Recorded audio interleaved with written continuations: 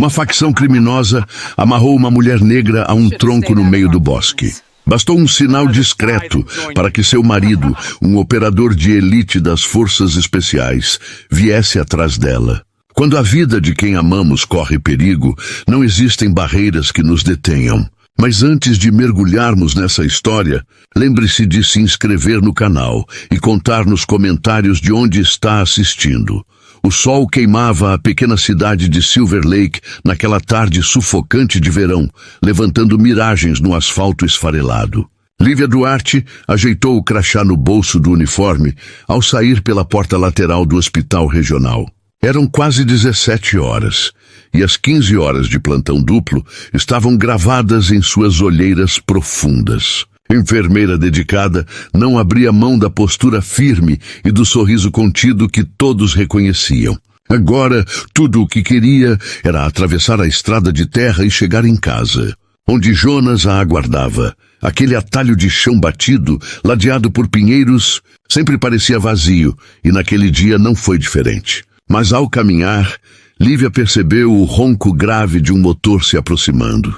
Um SUV preto reduziu a velocidade logo atrás. Antes que pudesse reagir, 4 homens mascarados desceram bruscamente.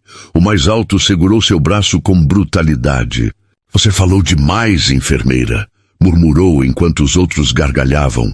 Ela tentou se soltar, mas logo foi derrubada, o impacto do chão seco arrancando-lhe o fôlego. Arrastaram-na pelo mato até o coração da mata fechada, onde a estrada desaparecia dos olhos curiosos. Suas unhas cavavam a terra, mas eram inúteis contra 4 agressores. "Os predadores mandam lembranças", zombou um deles, amarrando-lhe os pulsos atrás de um tronco grosso. A corda áspera abria cortes em sua pele. "Isso é para você aprender a não se meter no que não entende", acrescentou outro, cuspindo perto de seus pés. Lívia reconheceu o emblema prateado gravado nos anéis de 2 deles, símbolo dos predadores de Silver Lake, a quadrilha que dominava o tráfico e, segundo rumores, contava com apoio velado de figuras do governo local. O quarteto se afastou entre as árvores, deixando para trás o eco cruel de risadas. Presa, Lívia sentiu o peso das sombras se fechando sobre seu corpo imobilizado. Seus olhos ardiam, não de medo, mas de ira. Testou as amarras. Estavam firmes demais. Não havia como escapar. O bosque parecia mais vivo do que nunca. O coachar distante, o vento entre as folhas, o zumbido dos insetos. Mas nenhum som humano, nenhuma esperança de socorro. Respirou fundo. Eles não faziam ideia do erro que haviam cometido, porque Lívia nunca estava sozinha. Não sabiam nada sobre o anel em seu dedo, muito menos sobre o homem que viria buscá-la. O metal frio pressionado contra sua pele era sua única salvação. Presente de Jonas em seu último aniversário, escondia um dispositivo de emergência. Com esforço quase desumano, ela conseguiu pressionar o botão escondido no interior da joia. Um gesto quase invisível, mas que poderia mudar tudo. Não havia sinal, nenhuma confirmação de envio. Apenas fé. Quilômetros dali, Jonas Duarte, veterano das forças especiais, arrumava suas armas e equipamentos em uma oficina improvisada. O celular vibrou. Na tela, o alerta vermelho piscava. O inferno estava prestes a começar. O ex-integrante da Força Delta reconheceu imediatamente o código silencioso do anel. Um calafrio percorreu sua espinha, enquanto a localização de Lívia pulsava no visor do dispositivo. "Lívia", sussurrou Jonas Duarte, a boca seca como pó. Em segundos, deixou de ser apenas um homem comum. Cada fibra do seu corpo acionou o treinamento militar que nunca o abandonara. O medo transformou-se em foco metódico. Pegou a chave do carro com mãos firmes, mesmo que por dentro houvesse apenas tempestade. Verificou a pistola guardada no cofre e a colocou sob o banco do motorista. No curto trajeto até o veículo, flashes da esposa invadiram sua mente. O sorriso cansado ao sair para o trabalho, o beijo apressado na porta de casa. Deveria tê-la buscado no hospital. Deveria ter sido mais cauteloso. Agora não havia espaço para arrependimento. "Estou indo, meu amor", murmurou, como uma jura solene, enquanto o carro rugia pela estrada poeirenta. O GPS mostrava que ela estava no bosque próximo ao caminho rural, um ponto esquecido por todos, exceto por quem queria se esconder. O que os predadores não sabiam era que haviam mexido com o homem errado, um inimigo sem freios quando se tratava de proteger quem amava. O calor derretia o asfalto velho da estrada, mas Jonas acelerava como se o tempo pudesse ser vencido na força da vontade. Os pneus levantavam nuvens de poeira avermelhada, cortando curvas com precisão militar. O volante quase se partia sob a pressão de seus dedos brancos. Cada cenário possível se desenrolava em sua mente, e cada um era mais brutal que o outro. Não siga a mesma rota 2 vezes. Mantenha o telefone carregado.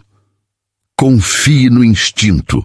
Eram as lições que repetira a Lívia tantas vezes. Agora ecoavam como acusações tardias. O suor descia pela testa, mas o cálculo era implacável. 15 minutos desde o alerta. 16. 17. Cada segundo pesava como uma eternidade. Enquanto isso, amarrada ao tronco, Lívia resistia ao ardor das cordas que dilaceravam seus pulsos. O sol castigava sua pele exposta e o suor lhe turvava a visão. Para não ceder ao pânico, aplicava a técnica que aprendera nos plantões de emergência. Inspirar em 4 tempos, segurar por 7, expirar por 8. Era seu escudo invisível contra o desespero. O estalo de galhos partindo a fez congelar. Vozes e risadas abafadas ecoaram. Os predadores não tinham partido. Estavam por perto rondando como caçadores brincando com a presa. Lívia fechou os olhos, recusando-se a dar-lhes o prazer de ver seu medo. Na escuridão interior, visualizou Jonas correndo em sua direção, escolhendo rotas, preparando-se para a guerra.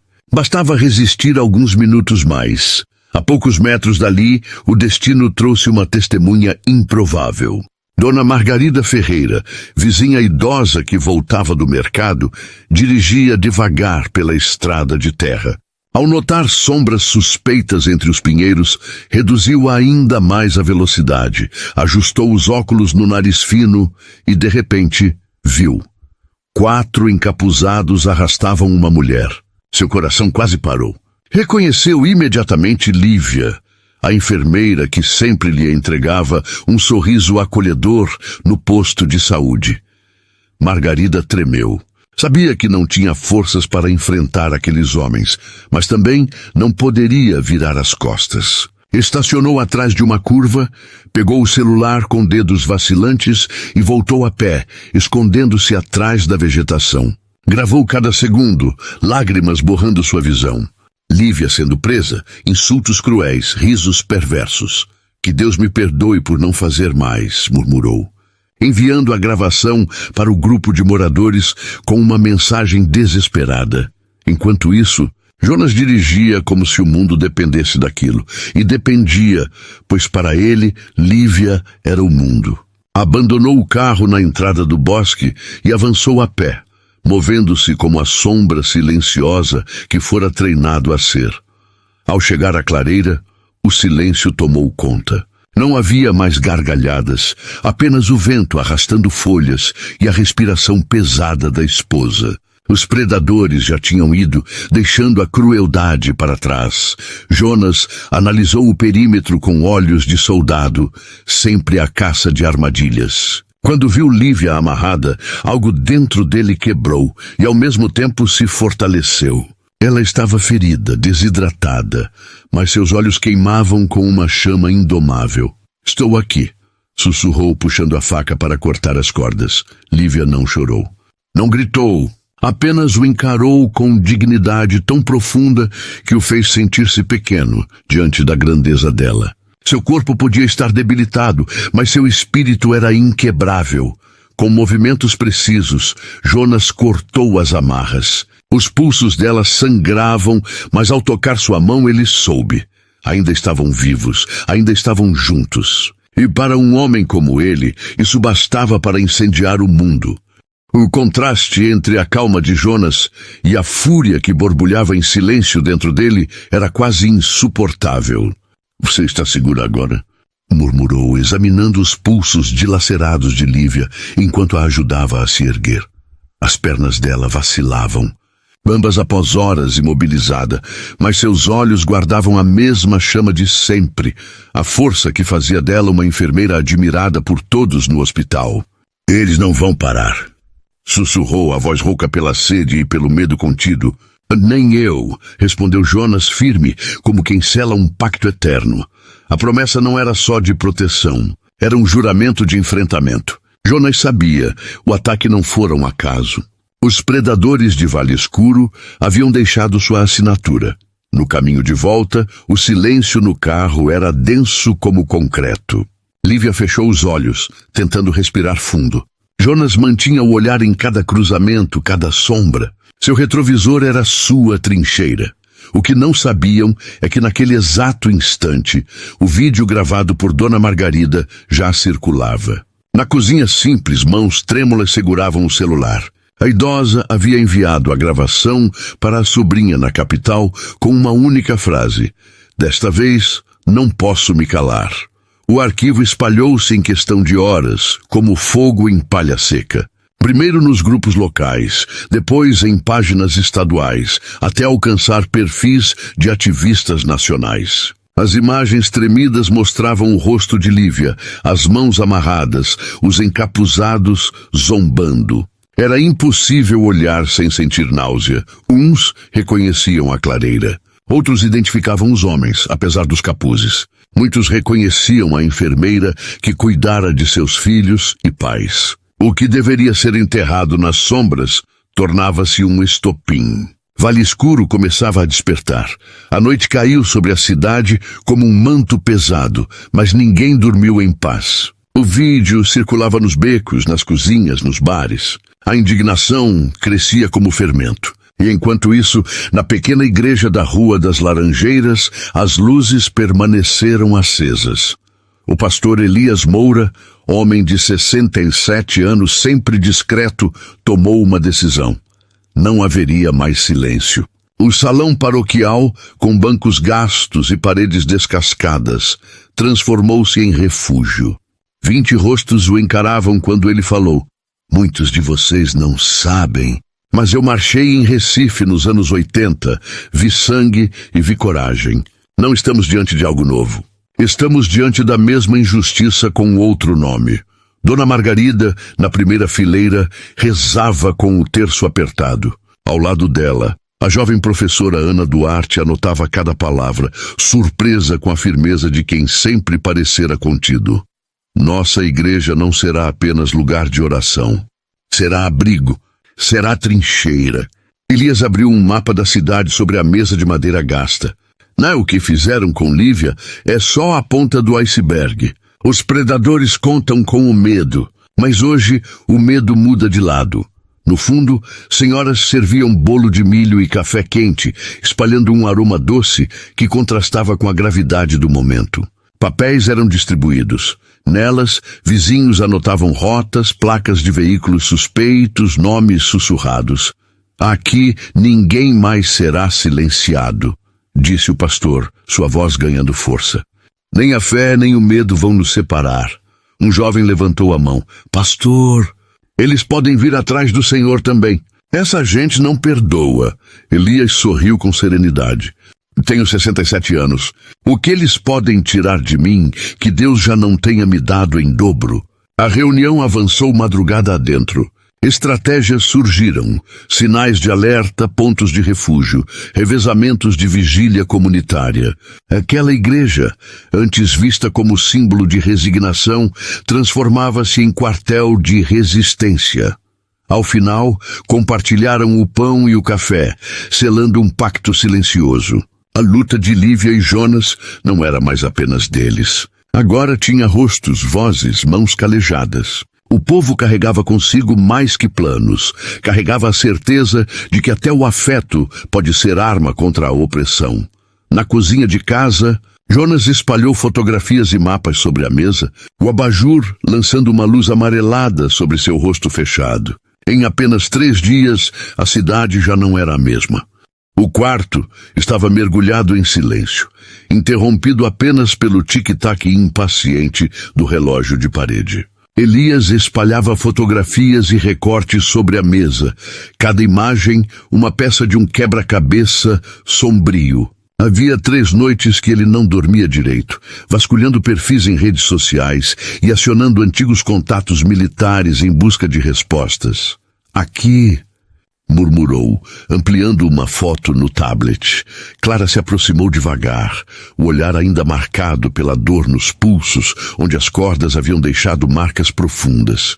Na imagem, um dos encapuzados surgia sem a máscara, brindando em um bar de beira de estrada. No dedo reluzia algo impossível de ignorar, o anel prateado da guarda auxiliar de Vale Sombrio. Meu Deus! Oh, sussurrou Clara, levando a mão à boca. Eles não são bandidos comuns. São homens pagos para nos proteger. O sangue de Elias ferveu. Não era apenas um bando agindo nas sombras. Havia um sistema inteiro por trás. Uniforme, distintivo, juramento. Tudo corrompido. Isso explica o silêncio da polícia. Disse Clara, a voz trêmula, passando os dedos pelos cabelos. Eles estão acobertando os próprios. Elias bateu os punhos na mesa com tanta força que o abajur tremeu. Então vamos precisar de algo maior do que provas frágeis. Eles têm a lei no papel, mas nós temos a verdade. Naquela madrugada, os dois traçaram planos entre xícaras de café frio. O trauma parecia ter despertado em Clara uma chama nova, feroz. A enfermeira, conhecida por sua calma, agora falava com uma firmeza que impressionava até o marido. Se quisermos derrubar esse sistema, precisamos pensar como ele, disse ela, os olhos brilhando sob a luz fraca da cozinha. O telefone interrompeu a conversa. Elias atendeu com cautela. Do outro lado, a voz grave de Roberto Mendes, sargento estadual, parecia carregada de tensão. Elias, escute com atenção. Vi seu nome numa lista de monitoramento. Vocês estão sendo vigiados. Não falem nada importante por telefone. O silêncio após a ligação foi pesado. Clara encarou o marido com um misto de medo e determinação. O que começara como um ataque brutal havia se transformado numa guerra contra forças invisíveis e poderosas. Não era mais apenas sobre ela. Era sobre expor um câncer que sufocava Vale Sombrio há anos. Eles acham que nos intimidam. Elias guardou as fotos numa pasta de couro. Mas não sabem com quem mexeram. Clara apertou a mão dele. Pela primeira vez desde o horror, não havia medo em seus olhos. Apenas uma coragem implacável. Enquanto isso, a alguns quilômetros dali, Helena Duarte estacionava seu carro alugado na entrada da cidade. Jornalista investigativa de renome, ela havia se desviado de sua rota ao sentir o cheiro de algo maior nas redes sociais. Munida de seu caderno surrado, percorreu as ruas estreitas de Vale Sombrio. O ar estava pesado, carregado de uma tensão quase palpável. Naquela tarde, ao encontrar a casa simples de Clara e Elias, foi recebida com desconfiança. Clara, ainda com os pulsos marcados, hesitou, mas acabou cedendo. Estou aqui para ouvir a sua versão, não para distorcê-la, disse Helena, aceitando o café servido em uma caneca lascada. A entrevista havia acabado de começar, quando batidas violentas sacudiram a porta. Um homem de terno amarrotado e gravata mal ajustada entrou sem ser convidado. Seus olhos arrogantes varreram o ambiente até pousarem sobre a repórter. Jornalistas não têm espaço nos nossos assuntos internos, rosnou, inclinando-se de forma intimidadora. Melhor ir embora antes que seu carro quebre por acidente. Depois que ele saiu, o silêncio foi sufocante. Helena fechou o caderno devagar, como se pesasse suas opções. Mas isso acontece sempre? Perguntou. Clara assentiu, o olhar fixo na janela. Com todos que tentam ajudar. Naquela noite, no único hotel da cidade, Helena ligou para o editor. Sua voz estava firme, sem sombra de dúvida. Não vou embora. Há algo grande acontecendo aqui. Nos dias seguintes, ela mergulharia fundo. Falaria com Dona Margarida, a idosa que havia filmado o sequestro. Buscaria rostos conhecidos no vídeo. Ouviria histórias abafadas por anos. E cada peça revelava uma verdade mais perigosa do que ela imaginava. Helena Duarte havia acabado de publicar sua primeira reportagem sobre Vale Sombrio. Na matéria, ela revelara não só o ataque brutal contra Clara, mas também detalhes das conexões entre os homens mascarados e a política local, obtidos em uma conversa reservada com o pastor Samuel Ferreira. O efeito foi imediato. As linhas telefônicas da pequena cidade e de vilarejos próximos não paravam de tocar.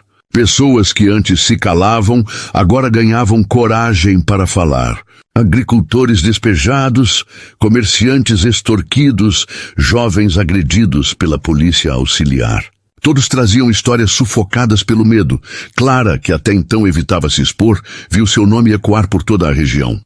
Eu nunca quis isso, confessou ela a Helena em uma tarde chuvosa, as mãos apertadas em torno de uma xícara quente. Algumas batalhas não são escolhidas, respondeu a repórter com firmeza. Elas escolhem a gente. A cada nova publicação, mais vozes se juntavam. A enfermeira que antes curava em silêncio tornara-se símbolo involuntário de resistência. Helena sabia que estava arriscando sua carreira, talvez até a própria vida. Seu editor alertava sobre processos e ameaças. Mas diante de pessoas que antes sussurravam, agora falando em praça pública, ela tinha certeza. Certas histórias precisam ser contadas, custe o que custar. Era madrugada, quando batidas contidas ecoaram na porta da casa de Clara e Elias. Ele, sempre em alerta, pegou discretamente a arma que mantinha escondida e fez um sinal para a esposa. Clara espiou pela janela lateral. Sob a luz fraca do poste, reconheceu uma figura frágil. É Júlia Moreira, ela murmurou. A jovem de 22 anos, voluntária frequente no hospital, entrou em desespero assim que a porta se abriu. Olhava para trás como se algo a perseguisse. Os olhos vermelhos denunciavam horas de choro. Nos braços, ela apertava contra o peito uma pasta de couro marrom, como se fosse sua única proteção. Eu não aguento mais, disse com a voz quebrada. Clara a conduziu para a cozinha, onde o cheiro suave de chá de erva doce começava a se espalhar, criando um refúgio momentâneo. Sentada à mesa, Júlia parecia menor do que realmente era. Os Reapers não agem sozinhos. Engoliu em seco, abrindo a pasta com mãos trêmulas. Mãe, a empresa do meu pai os financia. Ali estavam contratos camuflados, transferências bancárias, registros fotográficos de reuniões secretas. O esquema era claro. A construtora Moreira pagava os homens mascarados para aterrorizar famílias e obrigá-las a vender suas terras por valores ridículos. O ataque contra você não foi aleatório, continuou, olhando para Clara com lágrimas correndo pelo rosto. Você liderou aquele abaixo-assinado contra a demolição do centro comunitário. E quando vi o vídeo, eu reconheci o anel de um dos homens. Foi meu pai quem entregou ao chefe de segurança da construtora no Natal passado. Elias, sentado em silêncio, analisava cada documento com frieza militar. Clara, por sua vez, segurou as mãos da jovem com delicadeza. Você sabe o peso dessa escolha, Júlia? Perguntou suavemente. A moça respirou fundo, a voz agora firme, apesar do choro. Sei. Não posso chamar de família algo construído sobre o sofrimento de tanta gente. Eu escolho não herdar o crime. Clara a abraçou, sentindo o corpo da jovem finalmente relaxar. Elias lançou um olhar firme para as duas. Havia naquele momento uma aliança silenciosa, nascida do acaso, mas unida pela verdade. Quando os primeiros raios de sol atravessaram as cortinas, estavam os três juntos, conscientes de que uma tempestade maior estava a caminho. O passado poderia estar manchado de sangue, mas dali em diante seriam as escolhas deles que definiriam o futuro. As chamas devoravam as vigas antigas do templo como uma fera faminta. Pastor Samuel Ferreira despertou tossindo, os pulmões invadidos pela fumaça antes mesmo que pudesse abrir os olhos. Com reflexos de quem já carregava décadas de luta, levantou-se e correu pelos corredores estreitos, batendo nas portas onde os idosos refugiados dormiam. Fogo, saiam agora! Gritava, apoiando Dona Rosa, que tremia agarrada à bolsa onde escondia o celular com o vídeo que denunciara o crime. O pequeno grupo conseguiu escapar pelos fundos segundos antes de o teto desabar em estalos. Do lado de fora, viram impotentes as labaredas engolirem o espaço que, nas últimas semanas, deixara de ser apenas uma igreja e se tornara o coração da resistência em Vale Sombrio. Em minutos, moradores acordados pelo alarme se juntaram, uns de pijama, outros ainda vestindo às pressas o que encontravam. Elias Duarte foi um dos primeiros, organizando uma corrente humana para carregar baldes d'água até que os bombeiros chegassem. Eles acham que nos silenciam com fogo, murmurou, o rosto endurecido pelo brilho alaranjado das chamas. Clara chegou correndo, ajoelhando-se ao lado do pastor sentado na calçada, verificando seus sinais vitais com a precisão da enfermeira. Estou bem, filha, disse Samuel, segurando-lhe a mão com força. Podem queimar paredes, mas jamais queimarão nossa fé. Enquanto os bombeiros lutavam contra o incêndio, algo inesperado aconteceu.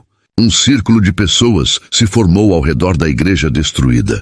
Primeiro, uma voz solitária começou um hino baixo, depois outra se uniu, até que dezenas cantavam juntos, como se as chamas não fossem capazes de consumir o espírito coletivo. O amanhecer encontrou ruínas fumegantes, mas também um pátio repleto. Famílias traziam café e pão.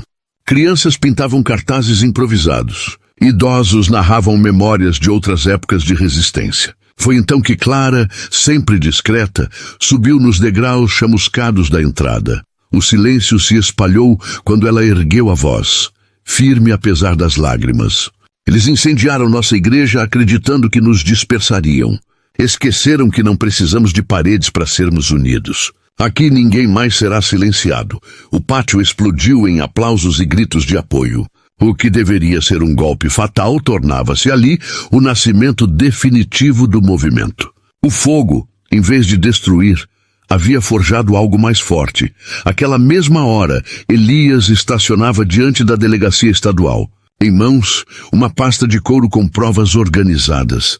Contratos, fotos e transferências que ligavam os Reapers à polícia local e à construtora Moreira. O coração acelerava, não de medo, mas de convicção. Foi recebido em uma sala pequena nos fundos por Sargento Henrique Lima, veterano de olhar cansado e dedos inquietos sobre a mesa gasta. Elias colocou a pasta diante dele. O senhor sabe a verdade, disse firme. Eles quase mataram minha esposa.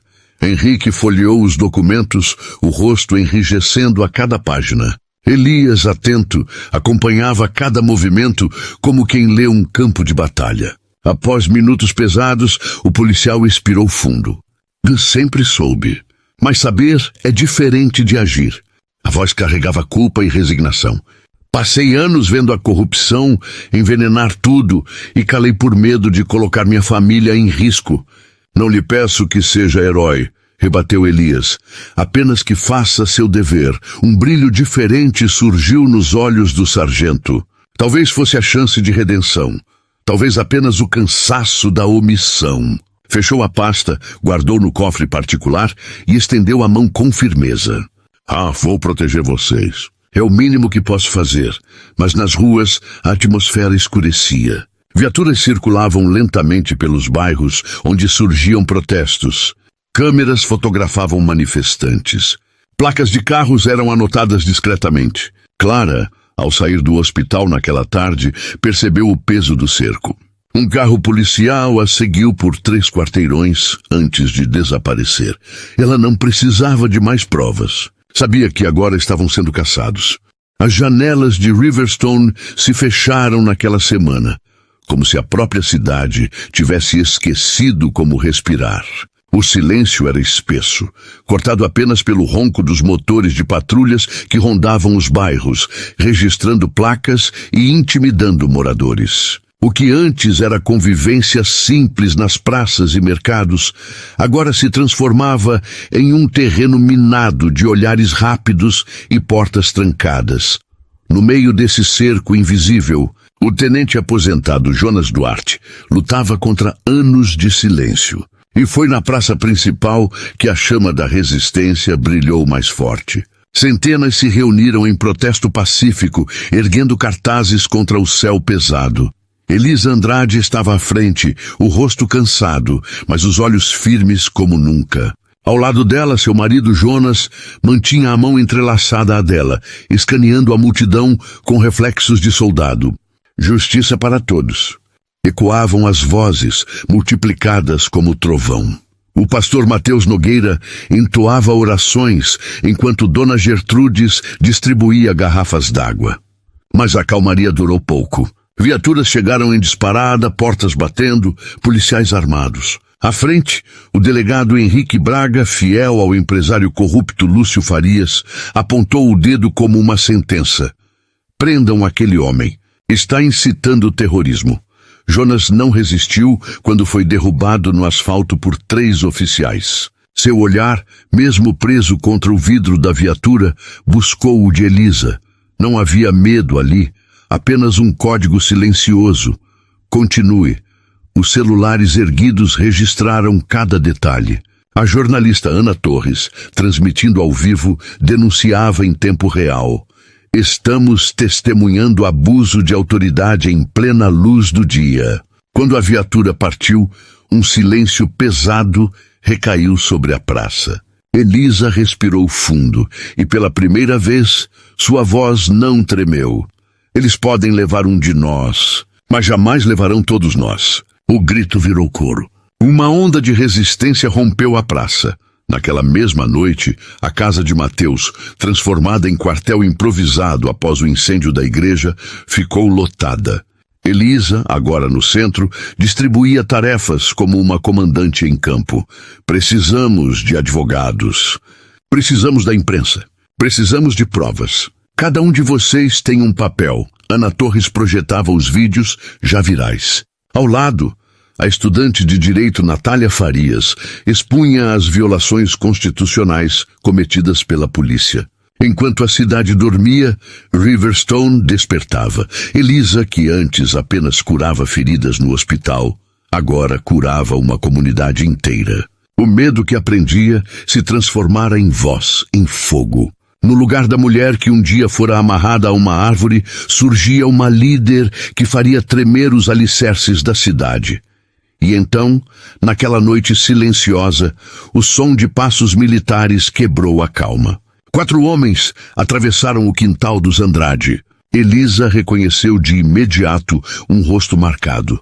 Rafael Mendes, veterano que havia servido com Jonas em Kandahar.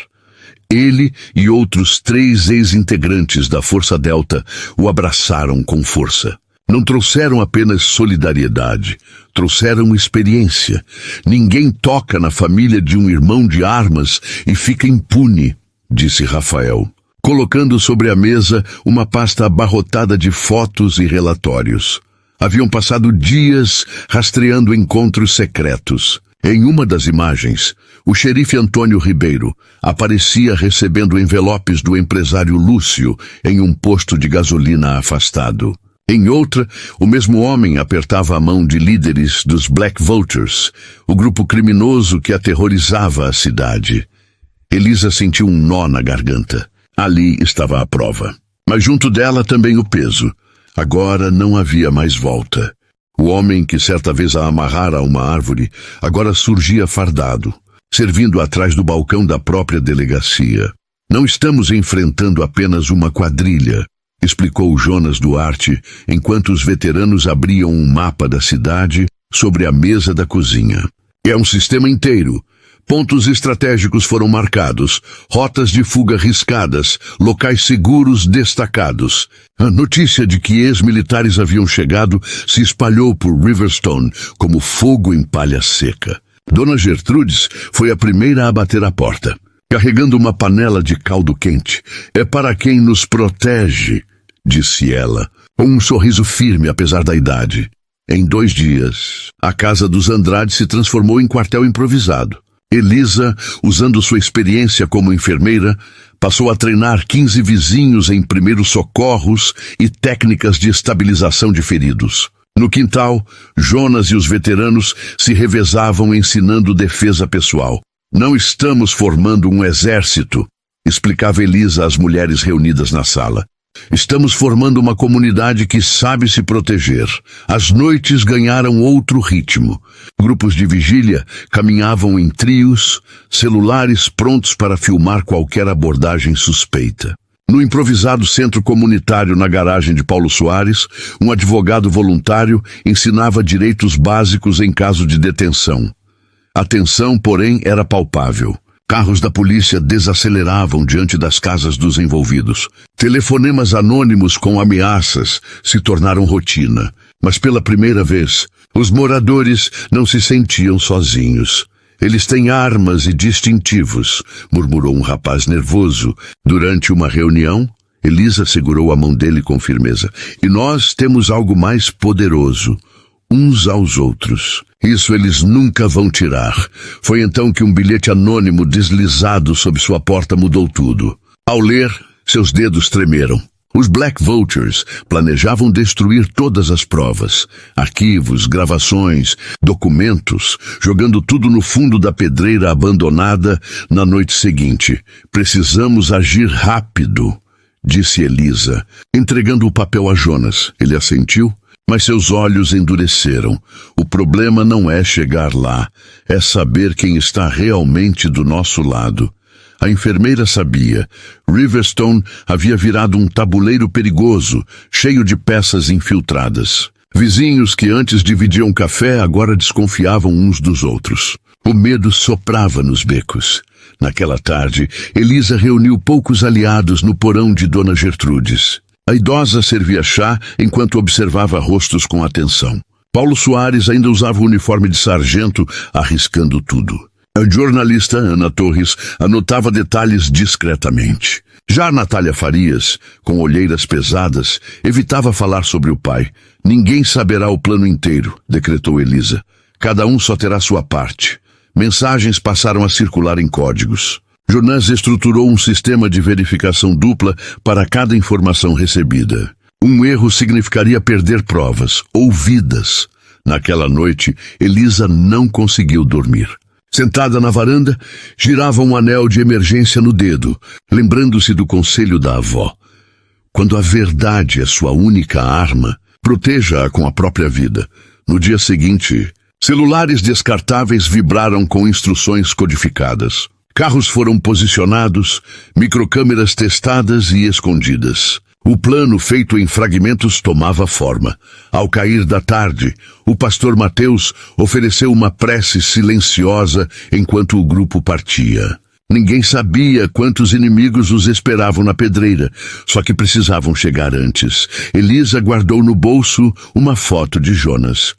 A cidade dormia, mas ela sabia. A noite seria longa e o amanhecer incerto.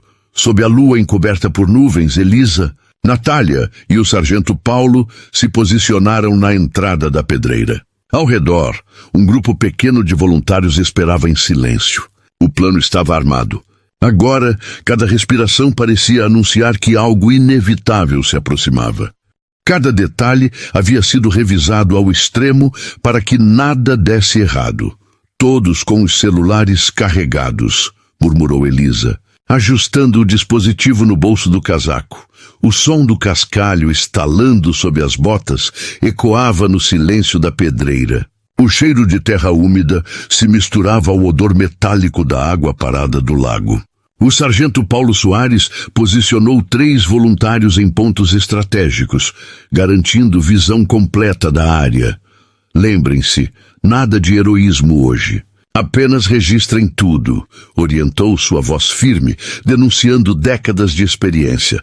Natália, com as mãos trêmulas, não vacilava por medo, mas pela certeza de estar prestes a testemunhar a queda do próprio pai. Eles vão entrar por aquele acesso, apontou, conhecendo cada protocolo da construtora da família. O silêncio foi interrompido pelo ronco distante de motores. 3 caminhões despontaram na curva, faróis cortando a noite como lâminas. O coração de Elisa disparou. Aquele era o momento decisivo. Agora, murmurou, ativando a transmissão ao vivo. Sua voz, baixa mas firme, ecoava carregada da força de quem já havia sido silenciada antes. Estamos presenciando a destruição de provas pela quadrilha Black Vultures. Com apoio de autoridades locais, os caminhões pararam. Homens começaram a descarregar caixas, pastas e equipamentos. Documentos eram empilhados à beira do lago, outros triturados em máquinas portáteis. Elisa narrava cada gesto, sua câmera revelando placas, rostos e ações em tempo real. O grupo permaneceu imóvel na vegetação, enquanto os números da transmissão explodiam. Centenas, depois milhares, acompanhando ao vivo. Comentários indignados surgiam em cascata. A verdade, sufocada por anos, espalhava-se como fogo em capim seco. De repente, o inesperado. Luzes vermelhas e azuis cortaram a escuridão. Sirenes ecoaram. Homens emergiram de todos os lados. Polícia Federal! Ninguém se mova, mãos à vista. Elisa encarou Paulo, que respondeu com um sorriso contido. O sargento tinha contatos além do imaginado. O que começara como um ato desesperado de resistência, agora se tornava uma operação oficial. Sob a luz das estrelas de Riverstone, empresários, policiais e criminosos eram algemados. A cidade inteira assistia em choque. Elisa permaneceu firme, seus olhos refletindo a força coletiva que sustentava aquela luta. Quando Roberto Farias, o empresário que comprara a cidade no silêncio da corrupção, passou algemado, ela o encarou sem desviar. Riverstone agora pertence a quem tem coragem, declarou em voz clara. Ele baixou os olhos, vencido não apenas pela lei, mas pela vergonha pública. Natália, sua filha, chorava à distância. Não pelo homem que perdia poder, mas pela escolha que finalmente a libertava da sombra paterna. Semanas depois, o Tribunal da Comarca tornou-se palco da atenção nacional. Câmeras transmitiam cada depoimento, cada prova apresentada. O promotor, armado com os arquivos de Natália e as gravações resgatadas, desmontava peça por peça o esquema que sufocara a cidade. Jonas Duarte assistia diariamente. O ex-militar, que já conhecera guerras em terras estrangeiras, agora presenciava uma batalha diferente, feita de documentos, palavras e coragem civil. Eles querem acordo rápido, confidenciou o promotor durante um intervalo. Penas reduzidas em troca de confissões completas. Elisa negou com firmeza antes mesmo que ele terminasse. Sem reparação às vítimas, não existe acordo. Cada família ameaçada, cada negócio destruído, cada vida marcada pelo medo merece mais do que justiça simbólica. Do lado de fora, o pastor Mateus organizava vigílias que pareciam mais protestos de fé do que simples orações. Dona Gertrudes, que um dia tremia ao registrar um crime, agora depunha com voz firme, inspirando outros idosos a fazer o mesmo. E o sargento Paulo, o homem que ousara romper o silêncio, entregava provas internas que só poderiam vir de quem conhecia o sistema por dentro. Naquela mesma semana, Nádia Costa retornou discretamente a Red Creek. Não havia câmeras esperando por ela, nem multidões. A jovem caminhava sozinha pelo Freedom Grove, sentindo a brisa leve balançar as folhas recém-nascidas. O peso de seu sobrenome ainda a acompanhava, mas o silêncio daquele bosque parecia lhe oferecer um tipo de absolvição. Ela se ajoelhou diante do ipê amarelo, plantado por Maia e Caleb, e encostou a palma da mão na terra úmida. Pai, eu não herdei seus negócios. Herdei suas consequências, murmurou, a voz quase dissolvida pelo canto dos pássaros. Ao erguer o olhar, viu crianças correndo e rindo entre as trilhas.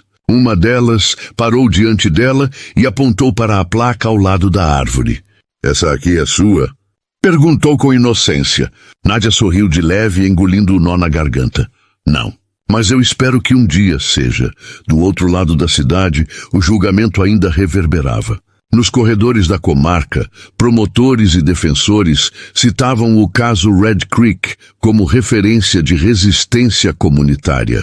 Sargento Paulo Souza, que havia testemunhado contra antigos colegas, tornara-se um símbolo doloroso, mas necessário. Sua vida pessoal seguia marcada por ameaças, mas a cada patrulha noturna, moradores acenavam para ele com respeito, algo que ele jamais havia experimentado em décadas de serviço. Maia Oliveira, agora convidada para palestrar em universidades e encontros de direitos humanos, permanecia firme, recusava qualquer título de heroína. Eu apenas não aceitei calar, dizia em entrevistas. Mesmo assim, sua imagem se tornara um ícone, estandarte de mulheres que, ao redor do país, enfrentavam o peso do silêncio imposto. O trauma ainda estava presente, mas não reinava mais. Red Creek não esquecia, aprendia. Cada cicatriz da cidade era transformada em semente de mudança. Nádia Costa, agora conhecida não como a filha do empresário corrupto, mas como advogada de direitos humanos, inaugurava sua própria história em uma sala simples no centro. A mesa de madeira marcada pelo tempo contrastava com a grandiosidade do sobrenome que carregava. Porém, naquele espaço, o poder não vinha de herança, mas da coragem de defender os que nunca tiveram voz. Escolher o lado certo da história não é confortável, mas é necessário, dizia em uma palestra para jovens estudantes de direito. Muitos a olhavam com admiração, outros com incredulidade, mas em todos despertava algo. A dúvida se também poderiam romper com as correntes invisíveis de privilégios herdados. Enquanto isso, o sargento Paulo Souza, promovido a comandante de batalhão, comandava o programa Polícia com o Povo. Rondas a pé, assembleias comunitárias, cursos de direitos humanos. Os corredores da nova delegacia já não exibiam cartazes de procurados, mas sim murais com fotos de reuniões e conquistas da comunidade. Cada turno é uma chance de fazer diferente, repetia Paulo. E sua voz ecoava entre recrutas que antes jamais ouviriam algo assim de um superior. Ana Martins, com sua escrita firme, continuava a transformar processos jurídicos em histórias de pessoas. Seus artigos sobre os projetos de Paulo eram lidos em todo o país, e ela oferecia suporte jurídico junto ao escritório de Nádia.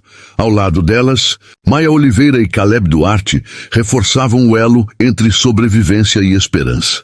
Juntos, formavam o núcleo que moldava a nova Red Creek. Até mesmo Dona Lucinda, agora com 73 anos, se tornara símbolo dessa reconstrução. Seu colete laranja de vigilante comunitária chamava a atenção pelas ruas. O cajado batendo no chão acompanhava sua ronda firme. Bom dia, minha filha. Tudo em paz por aqui? Perguntava a cada comerciante. A mesma mulher que tremera diante de um celular, gravando a violência, agora liderava um grupo de idosos que patrulhava a cidade com celulares carregados e olhos atentos. As ruas, antes marcadas pelo medo, voltaram a ecoar com música. Na primeira grande festa comunitária, mesas cobertas por toalhas coloridas tomaram a avenida principal. O cheiro de café fresco, milho assado e churrasco se misturava ao som de risadas e canções gospel que saíam dos alto-falantes em frente à igreja reconstruída. Crianças corriam livres, enquanto casais de todas as idades dançavam sob as luzes improvisadas. De um banco na praça, Maia observava. Os olhos marejados refletiam cada abraço, cada sorriso, cada detalhe que curava não só a cidade, mas a si mesma. Precisamos lembrar para não repetir, disse Ana, sentando-se ao seu lado, caderno no colo, registrando cada gesto como se fosse eternidade. No centro da praça, o Memorial da Resistência brilhava sob a luz suave dos postes. Não celebrava a violência, mas honrava a coragem de resistir.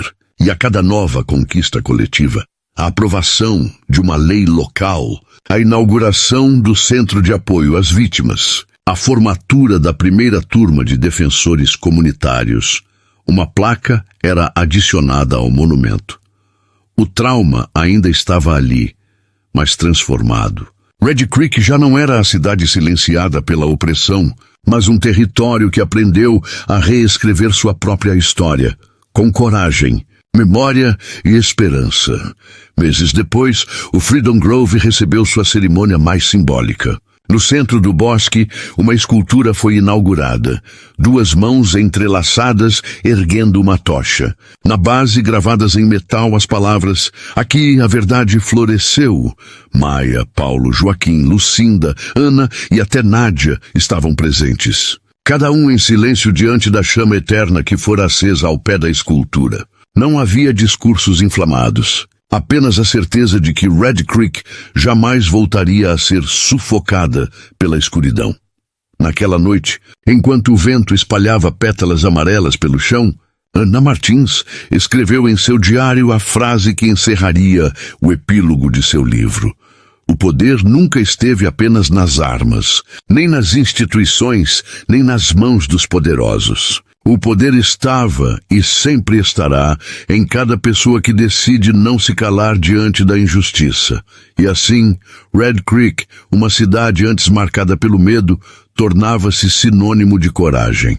Não porque todos eram heróis, mas porque alguns ousaram dar o primeiro passo e os outros tiveram a coragem de segui-los.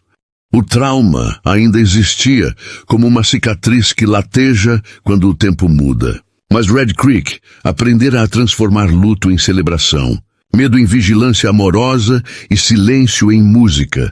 Naquela tarde dourada, o sol se punha sobre a praça central, enquanto as luzes coloridas começavam a acender, refletindo nos rostos que, enfim, compreendiam o verdadeiro significado de comunidade.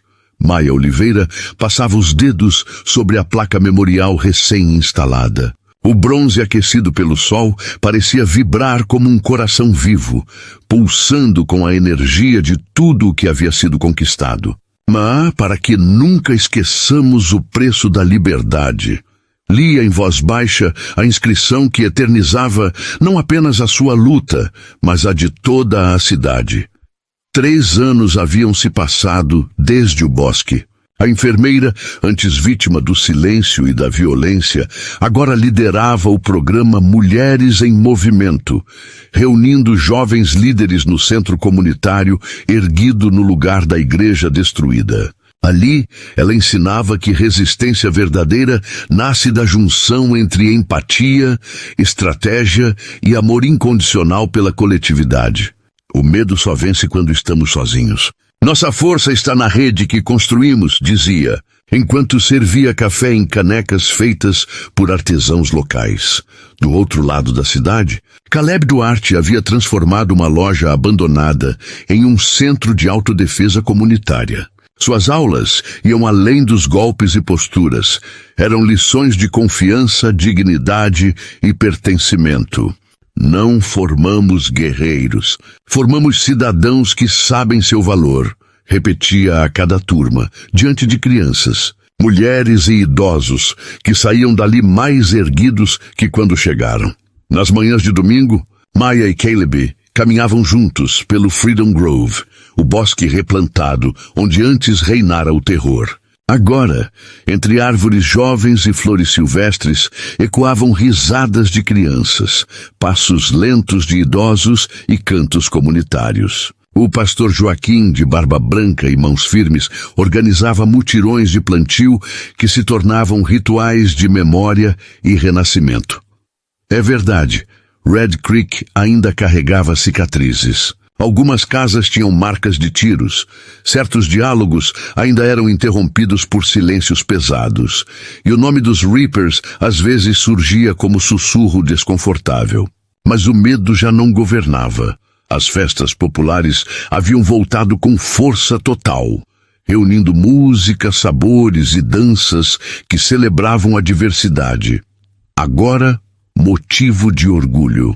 Ana Martins regressava sempre que podia, registrando em palavras a contínua evolução da cidade. Paulo Souza consolidava uma polícia que finalmente servia e protegia. Nádia Costa, antes herdeira de um império corrupto, agora se tornara advogada de direitos humanos respeitada, oferecendo voz aos que nunca a tiveram. No entardecer, Maya e Caleb pararam de mãos dadas diante do horizonte alaranjado. O vento leve trazia o som das crianças no bosque e da música que preenchia a praça. Eles sabiam. Red Creek não era perfeita, mas estava viva, consciente, determinada a escrever cada nova página de sua história com a própria letra e jamais com o silêncio imposto pelos outros.